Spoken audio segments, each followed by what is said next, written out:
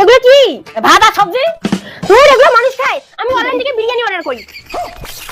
দিলে খায়া বড় হলো আর বাইরে দিয়ে অন্যকে ভুলি গেল। ওগুলো বালের ফুটে তো। কাকিমা, তোমার পূজা নাকি নার্সিং কমপ্লিট করে বাড়ি এসেছে? যা ঘরে বসে গল্প কর। High Puja. Who are you? কে তুমি?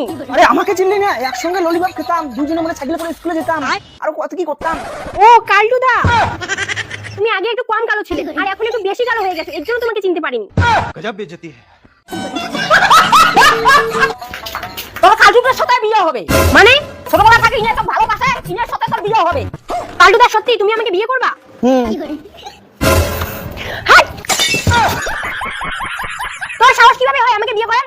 কালটুদা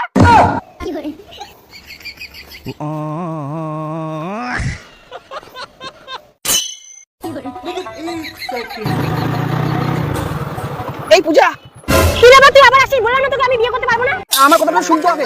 তোমার সাথে আমার কোনো কথা নাই, আমার বয়ফ্রেন্ড আছে। এই যাও, তোর মা কাজ করতে করতে অজ্ঞান হয়ে গেছে, হাসপাতালে ভর্তি আছে। কোন হাসপাতালে? সরি, আমার বলার না সময় নেই। কালটুদা বলে দাও না কোন হাসপাতালে। গিয়ে বয়ফ্রেন্ডকে বল।